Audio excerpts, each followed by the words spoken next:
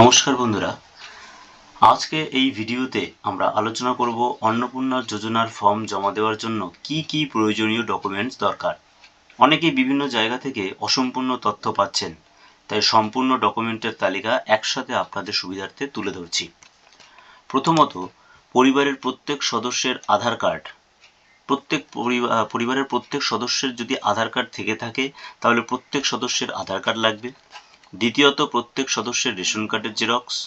আধার কার্ডেরও xerox লাগবে, ration কার্ডেরও xerox লাগবে প্রত্যেক সদস্যের।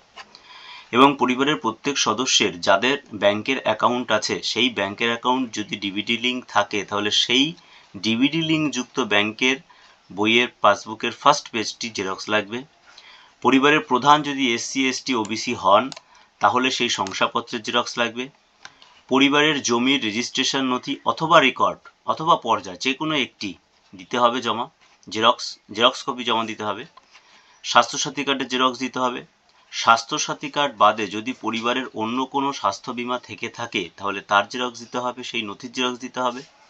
পরিবারের কোনো সদস্য আয়কর বা ইনকাম ট্যাক্স দিলে সেই নথির জেরক্স লাগবে। পরিবারের প্রত্যেক সদস্যের প্যান কার্ডের জেরক্স লাগবে। পরিবারে যারা কাজ করেন, কি কাজ করেন, যদি সরকারি হয় কিংবা বেসরকারি হয় সেই সংস্থা থেকে যদি কোনো নথি দেয় তাহলে তার জেরক্স।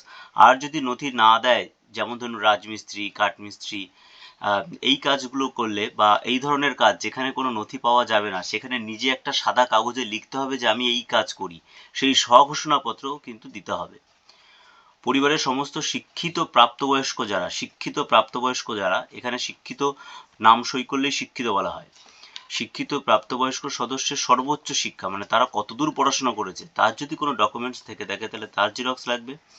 পরিবারের কোনো সদস্য কোনো সাংবিধানিক পদ মানে মন্ত্রী, সাংসদ, বিধায়ক, পৌরসভার কোনো পদে রয়েছেন, পঞ্চায়েতের কোনো পদে রয়েছেন, এরকম সাংবিধানিক পদে থাকলে তার কিন্তু নথি লাগবে, নথির জেরক্স। অথবা যদি নথি না দিতে পারে তার একটা সাদা কাগজে নিজে লিখতে হবে যে আমি এই পদে ছিলাম, সেই ঘোষণাপত্র কিন্তু দিতে হবে। 13তম হচ্ছে পরিবারের কোনো সদস্য যদি পেনশনভোগী হয়, একটি পরিবারের যে সদস্য দেওয়া হবে সেই সদস্যদের মধ্যে যদি কেউ যদি রিটায়ার্ড করেন এবং তার যদি পেনশন স্লিপ থাকে তার কিন্তু জেরক্স দিতে হবে। পরিবারের কোনো সদস্য জিএসটির অধীনে থাকলে সেই জিএসটির তথ্যের জেরক্স দিতে হবে। আর পরিবারের কোনো সদস্য যদি সিএএ তে আবেদন করে থাকেন তাহলে সেই আবেদনের কপিটাও কিন্তু জেরক্স লাগবে। পরিবারের কোনো সদস্যের এসআইআর এর নামে বাদ পড়লে তিনি যদি ট্রাইব্যুনালে আবেদন করে থাকেন তবে সেই ট্রাইব্যুনালে আবেদন করার যে স্লিপটি বা যে কাগজটি সেই কাগজটির কিন্তু জেরক্স লাগবে।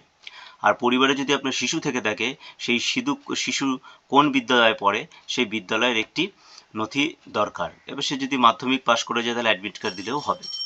এবার পরিবারে শিশু থাকলে সেই শিশুর যে টিকাকরণ করেছেন মানে পোলিও কার্ড, সেই পোলিও কার্ডের জেরক্সও কিন্তু এখানে লাগবে। তাহলে এত কিছু এখানে লাগছে, সবাই সমস্ত কিছু যা যা লাগছে তাই দেওয়ার চেষ্টা করবেন, তা না হলে কিন্তু ফর্ম ক্যান্সেল হওয়ার সম্ভাবনা থাকে। সবশেষে একটি অত্যন্ত গুরুত্বপূর্ণ বিষয় মনে রাখবেন, ফর্মের সঙ্গে জমা দেওয়া প্রতিটি জেরক্স কপিতে বাড়ির যিনি প্রধান সেই প্রধানের স্বাক্ষর বা টিপসই হবে। স্বাক্ষর ছাড়া কিন্তু কোনো নথি জমা দেবেন না। তাই ফর্ম জমা দেওয়ার আগে সমস্ত নথি একবার ভালো করে মিলিয়ে নিন এবং প্রতিটি জেরক্স বাড়ির প্রধান দ্বারা স্বাক্ষর করে নিন। ভিডিওটি ভালো লাগলে লাইক, শেয়ার ও চ্যানেলটি সাবস্ক্রাইব করতে ভুলবেন না। ধন্যবাদ।